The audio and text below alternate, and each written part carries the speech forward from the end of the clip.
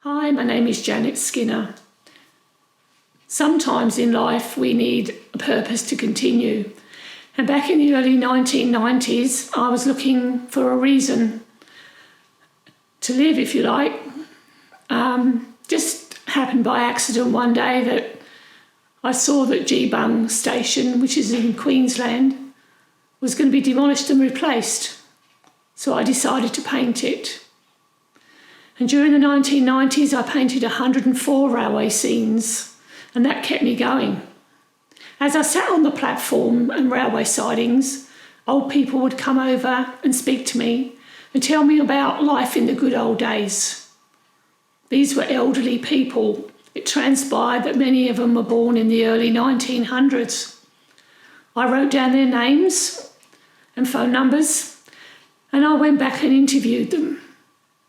There's a series of some 35 railway tapes that I'm making of the interviews that I recorded in New South Wales and Queensland.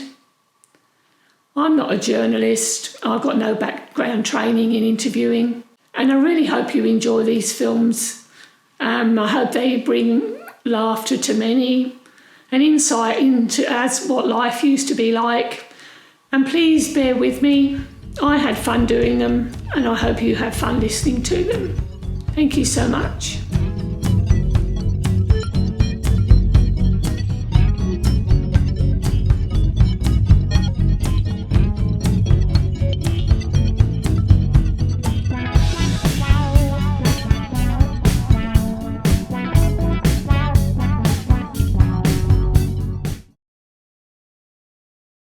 Okay, so you just tell me in your own words what interest you have in railways and where it started.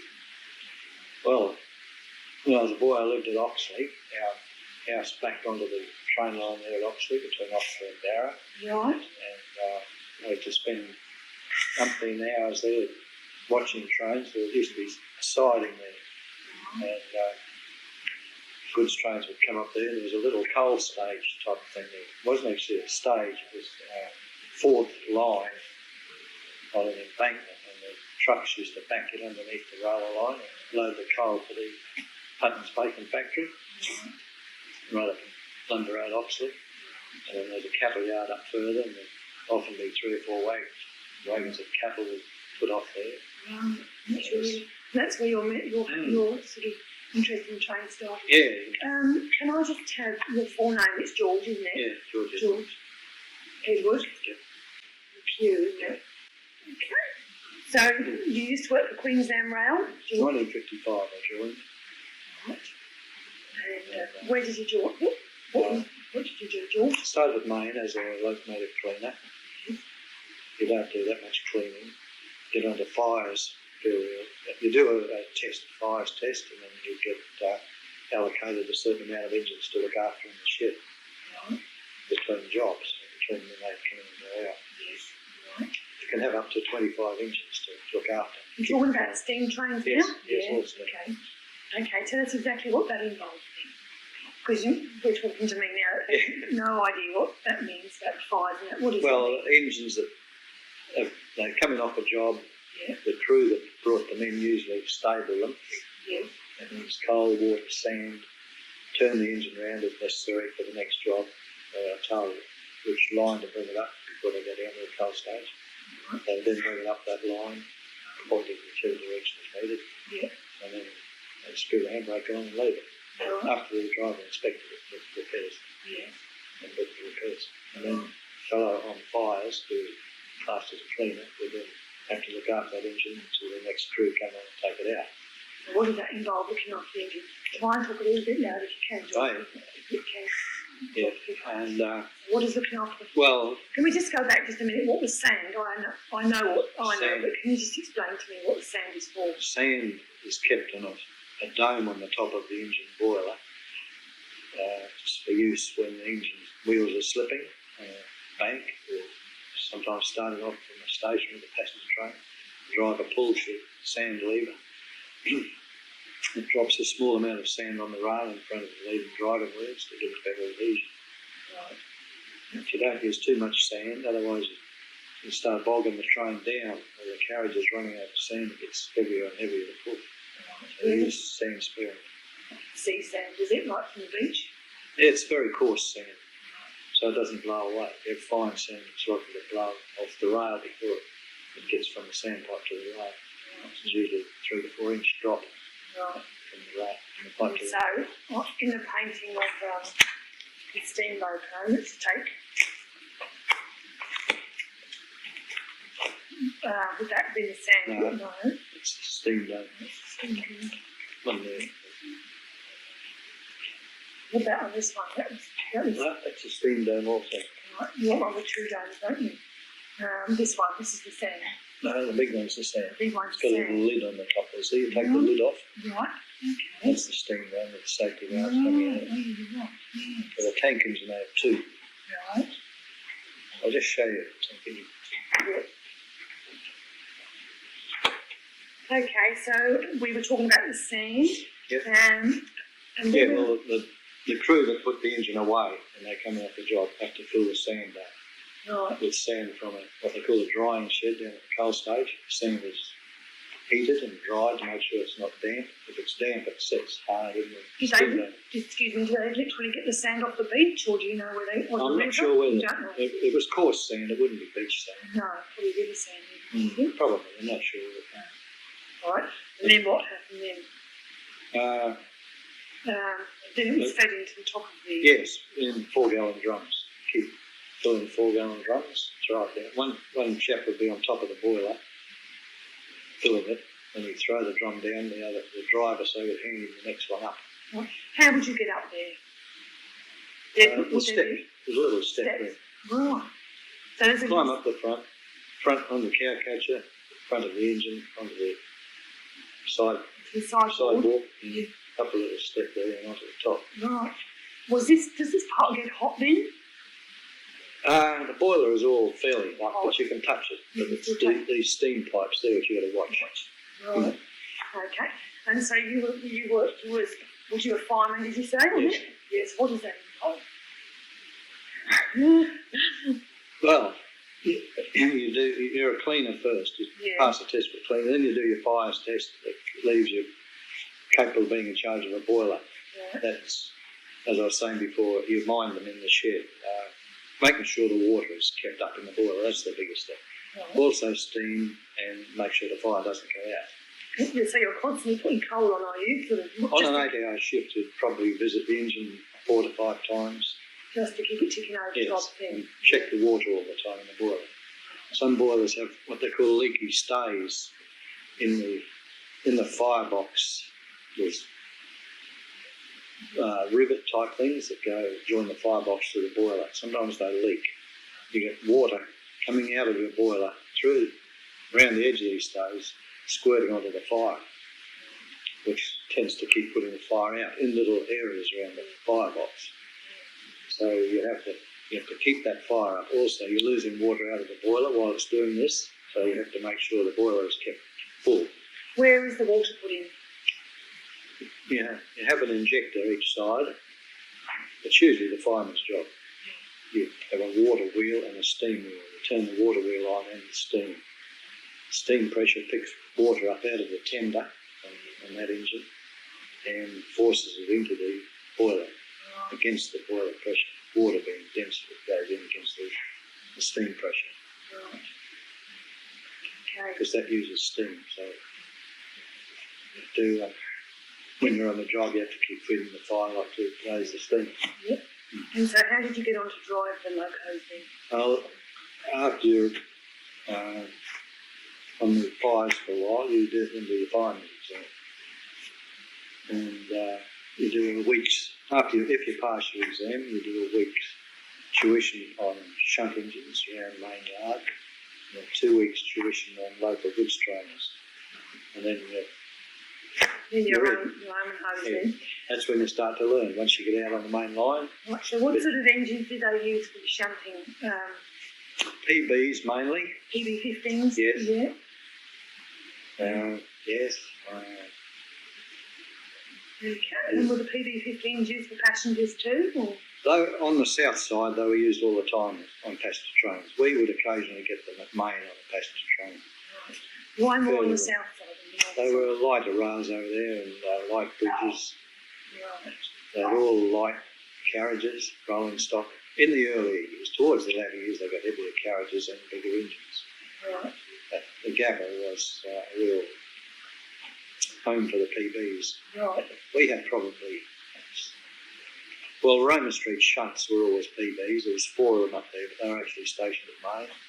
We got 2 more in Mayne Yard shunting, 6, probably 7 or 8 at Mayne. They would all be PB15s. That's all you get is PB15s. Is that right? What's that? Do you only get what is called a PB15, or do you get other numbers as well? No, just PB15. Yeah. They were actually a B15 originally. Right. B means 3 driving wheels. Right. 15 is the size of the cylinder. Right. And Okay. then you get like a C16 that has 4 driving wheels. That one there's a C17. Yes. 4 driving wheels with a 17-inch cylinder. Right. But Yeah. PB is passenger. As I said, they were B15s. Yes. Then they improved them, made a better version, and they call them PB15s, which meant passenger B15s. Right. And on the north side, what sort of locos did they use for their BB18 porters and things like that? These old D17s, they were the main suburban engines. Right. And then there was an improved one called the DD17, the blue Good one. baby. Yeah.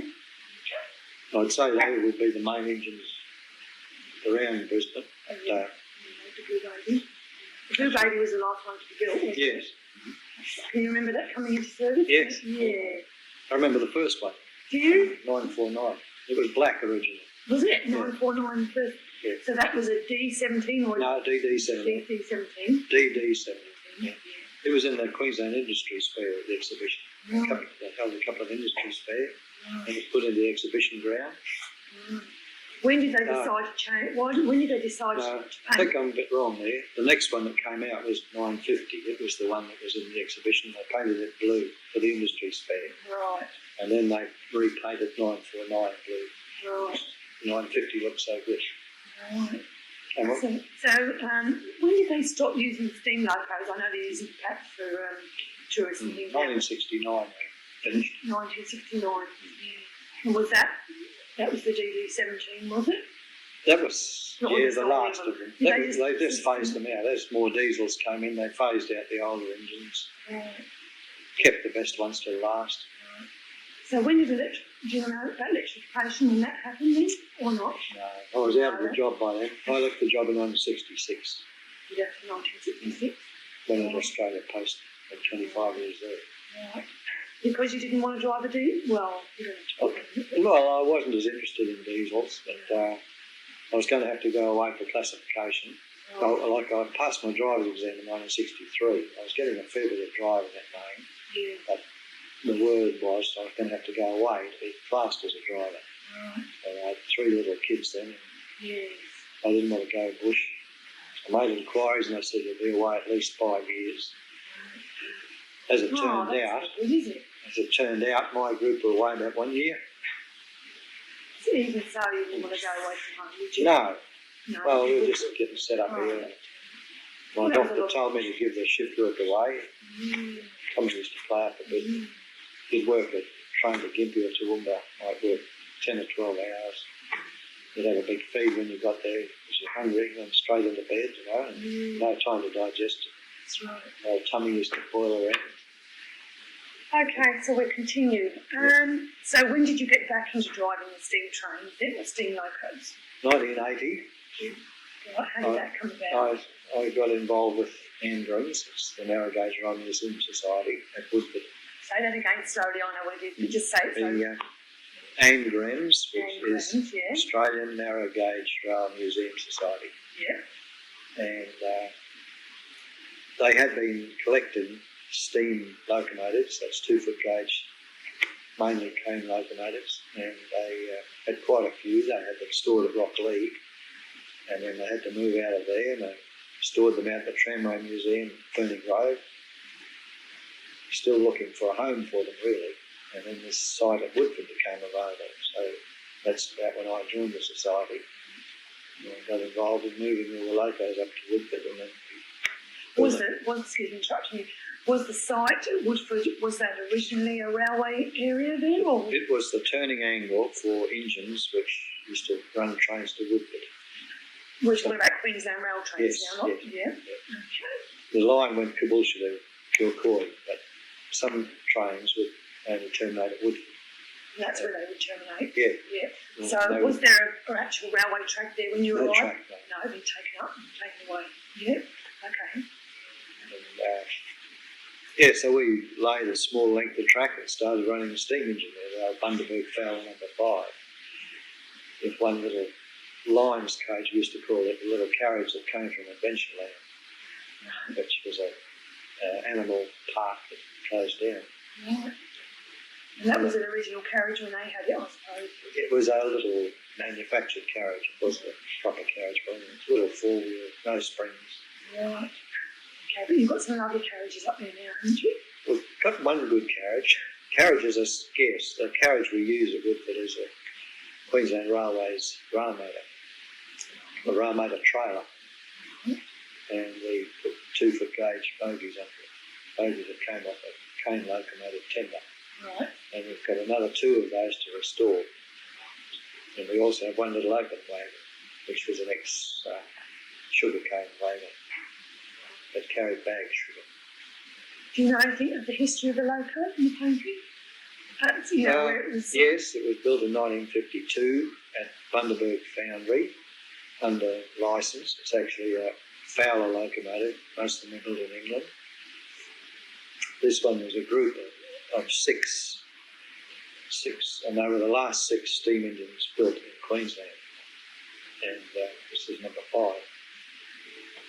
When you say the last 6 engines built in Queensland, you're talking about sugar cane trains now, are you? Yes. Yes, that's right. Where does the station building in the painting originate from? It's the old Beyer Garratt station, which is 4 kilometres up the road towards Caboolture. When the line closed in 1964, the Caboolture Council took that building down to Caboolture and used it as a poison shed. And we tried for years to get it back. Eventually we got it back. It was in very poor condition, but they gave us a small grant to help us restore it.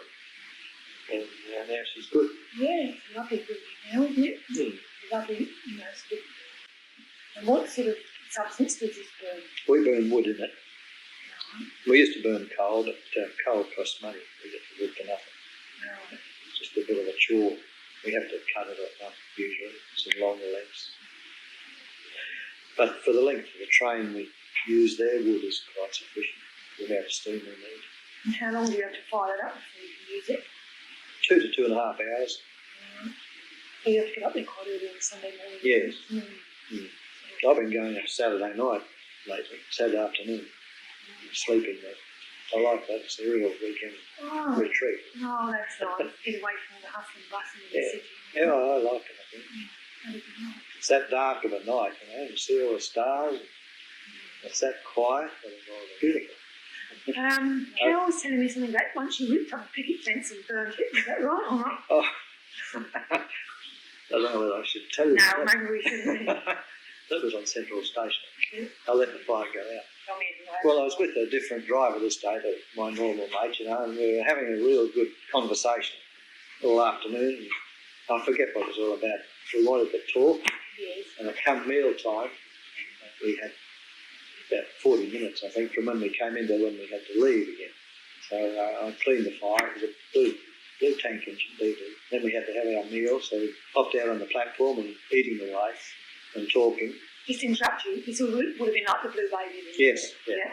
Okay. Anyway, about 10 minutes before we're due out, I thought, after I cleaned that fire, I don't recall throwing any coal on it. So I said, excuse me, whatever his name was, went and had a look, opened the firebox door, and there was nothing, no fire. So, in fact, I said, we had a problem, no fire.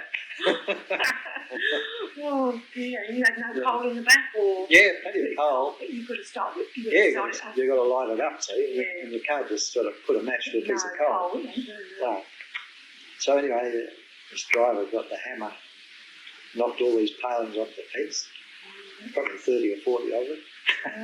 And we had plenty of kerosene and what they call waste on the engine, cotton waste, for cleaning. and saturated that and threw these palings in and lit her up. So was it the fence central station then, or just a local fence and a nearby fence? No, it was at Central. Central fence. Yeah, it used to come down from Creek Street. On Slopey Bridge on Creek Street, used to come down between numbers 4 and 5 platform, down the steps. And this is all the nice fence on the left. Did they replace it the next day? They replaced it a day or two later. Yeah, right. The fence that the original fence was these nice white shaped top, like little spears with a hole through the top. Yeah, it was a picket fence. Really nice paling. That's the one you burnt. And then the ones they replaced it with were just straight top things, which never ever got taken. Do you think they knew what happened to it or not? I don't know. But, you know, that replacement fence was there for years. Every time you look at it, you think, oh, yes, I know about that. But, you know, we lost a lot of time because we were going to Petrie. It takes a while. Like, as soon as you start it off, you lose steam when you're burning wood. Not a real big fire. And down around Bowen Hills, Mayne, like putting coal on, be down there before the coal will really start burning. On the front of the loco, would you have had a signboard say where you were going? Where would you have gone then? That was Petrie. But I mean, whereabouts? There. Was there like little hooks then? There's little brackets on the front which hold 3 on bullets here? in there. Right. There. See those brackets there? Those 2 little things. Oh, yeah. Right. They hold 3 boards. Right. So you might need Petrie, Central, Ferny Grove, Swanbank, Beyer. Right. So you carry them up. Same on the back. Yeah, little things there. Right. And that also holds 3 boards. You just put them in as you need them. Take one out. So where was your main supply of coal kept? Was that Mayne, was it? Yeah. Did it have enormous coal bunkers in or what? So the coal stage. Remember the coal stage? No. Just on the video called Ultimate Extreme, showed an engine going up the coal stage. This is always a tank engine. 317. Right for people is that in 20 years' time we're not going to have a clue what a coal stage is. Tell me, right, everything about what a coal stage is. Coal stage is a big wooden structure. Built like a bridge. It has a long ramp coming from ground level. I'm just not sure what the gradient would be, but it's fairly steep. And the coal stage would hold a lot of coal. Engines which required coal came down either side of the coal stage, with a line down each side, which was the middle.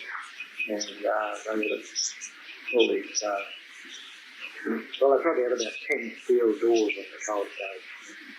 Put up underneath one of these steel doors in the fire and go open it with a big bar and drop the coal out of the coal stage onto 10 metres in. And then you shut the door and finish. The coal shunter would work all day, keep putting more coal hoppers up at the top. By the end of the day, they'd probably fill the coal stage ready for the night. And during the night, you come in, sometimes you're down there early in the morning and you look at the coals, the big different doors. Have you got any photos of this coal stage or not? No, I haven't. No, it's only on video that I know. Of course. Anything else? Any other questions? Well, that's the coal stage job. That was my first job as a fireman. I was at home one Sunday afternoon. I'd been on cleaning on fires and they call them call boys. Come out with messages, change off your job. And now I'm 4 a.m. coal shunter in the morning. So your job was picking up the coal stage? Firing the engine. They had a shunter who actually did the work. We couldn't get off the engine. Normally you'd be stopped on the ramp on the engine, you wouldn't get right onto the top, so you couldn't get off the engine anyway. It was just like being on a trestle bridge. And you couldn't get out of the engine when you're up there. And that was engine number 76 of B17. So how did they actually get the coal into this part then? What was above it then?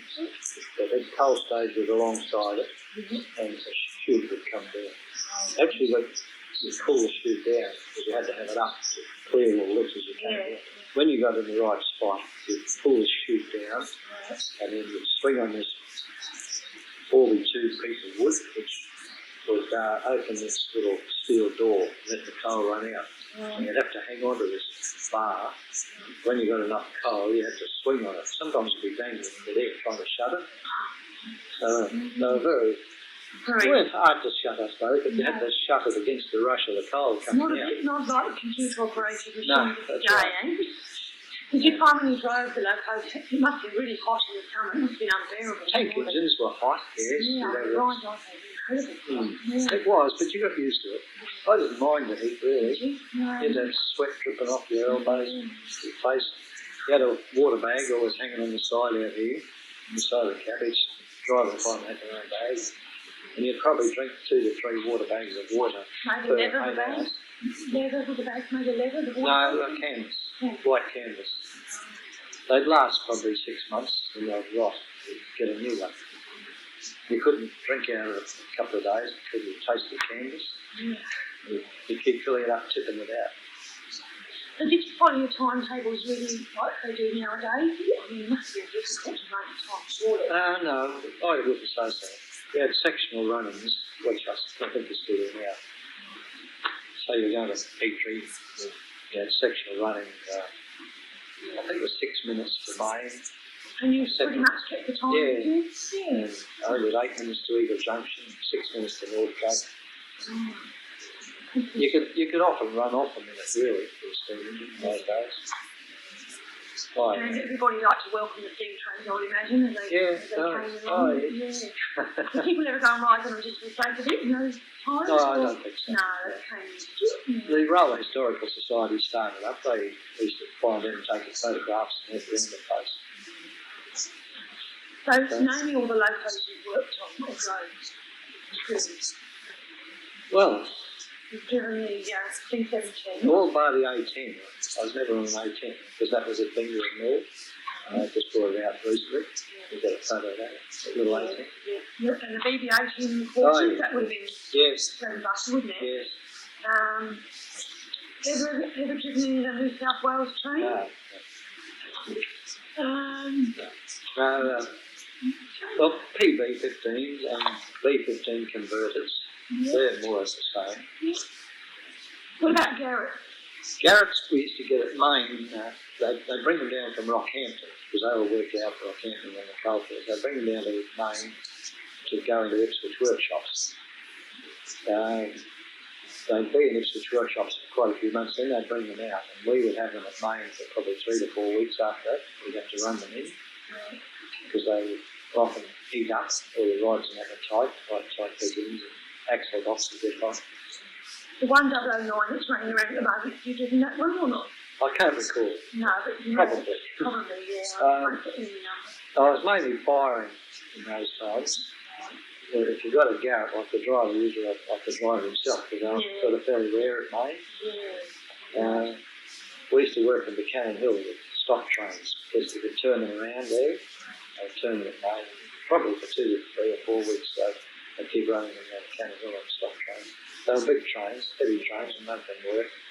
Were the Garratts working on any different say than the BB18 quarter?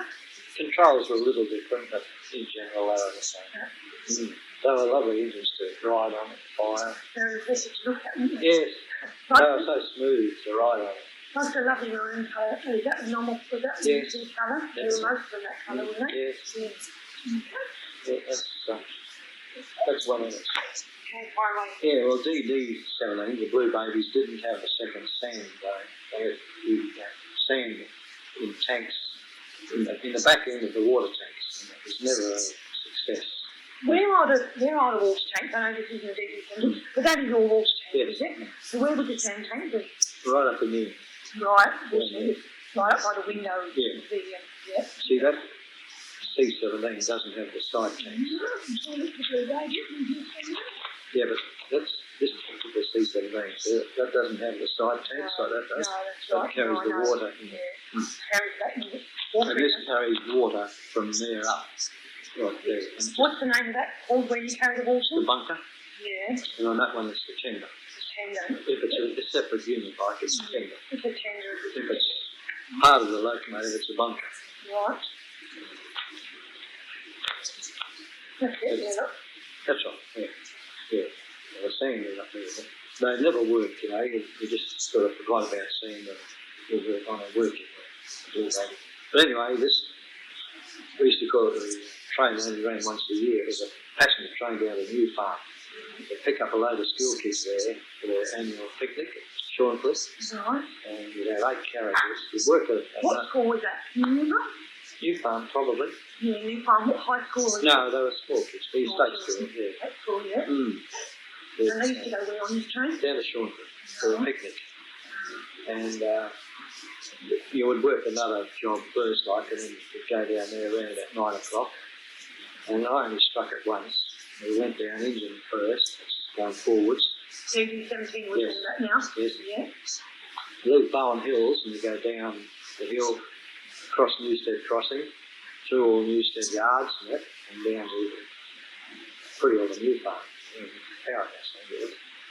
But anyway, we knew that we wouldn't have any sand coming back up the hills, the Bowen Hills, there was a train on, so the driver was dropping sand going down with the front sand, because we were away for 45 minutes, and in the meantime other trains run up the back, so Got all the school kids on the train? yeah, we had 8 carriages, loads of school kids, because you've got to stop before you can have a Newstead crossing, and then you have the flagman in the bell who walks in front of you, so you can't get a run at the bank.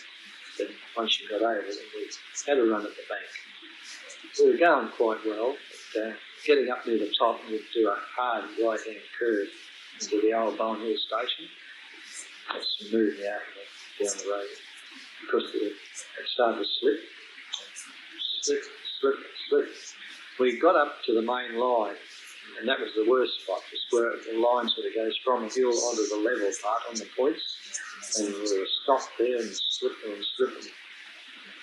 moving about 6 inches at a time, you know, because eventually we got onto the level part of the rails again, and she started to drift. Probably took us a good 5 minutes, I suppose. Probably 5 minutes we were stuck. I wonder what you really wonder what was happening. Yeah. Thought they were going to roll back down. That's right. There's another thing. We used to work at trains. It was an empty coach train to Ferny Grove first thing in the morning. And we'd leave from Mayne. Quite often it'd be a diesel fitter. He'd come up and say, "Can you drop us off at Wilston on the way home?" So, how did you know when you had to stop and when you didn't? Well, you have the signals. The station master would be in touch with the controller. Right. And the controller would tell him. Okay, so we get on the engine, check the water and steam, look for the guard blows the whistle, waves the flag, driver pops the whistle and puts the reversing lever in full forward gear, releases the train brake or engine brake, whichever brake is on, opens the throttle. Right, okay, so how do you stop one of these? Well, when you're coming towards the station, the next station, you shut the throttle off, close the throttle, put the reversing lever in full forward gear and just let it coast into the station, probably fairly fast. And you usually have a mark there. If you can't see the end of the platform from the driver's side, you usually have a mark on the other side. It might be a little white peg or something like that. You can't always see the platform. But anyway, you then have your hand on the train brake, and as you're approaching the platform, you move the handbrake from the air brake from running position to service position, and then you hear an exhaust of air. Allow about 7 pound reduction. If you want to, you can look on the gauge to see 7 pound, but you get to know by hearing the exhaust that's about a 7 pound reduction. That sets the brakes on the train. When you're fairly experienced, that would often be enough. It's really slowed you down. And just when you're getting near the end of the platform, you could give it another 2 or 3 pound reduction just to stop. And before the wheels stop turning, you put the brake in full release so you don't have a hard jolt of a stop. The brakes have released actually, but they're still on enough to stop the train. Put it in full release and then back to running, and you hear the pump start up and pumping the air back in, take it back up to 70 pound. And you hear all the doors slamming on the old wooden carriages, and then you're already getting out, and they're all coming along. Yeah. They used to come along and look at the steam train, most people. I remember when I was a child, getting off the train and coming along to look at the engine. Oh, yeah. Yeah, a lot of people would. Yeah. I used to be so frightened of it because it's so hot. Yeah. Yeah, and the noise it makes. Yeah. They're like a big smell animal. Yeah, they are. They're breathing Yeah, the and nearest thing panting. to a monster, I suppose, They are, aren't they? yeah.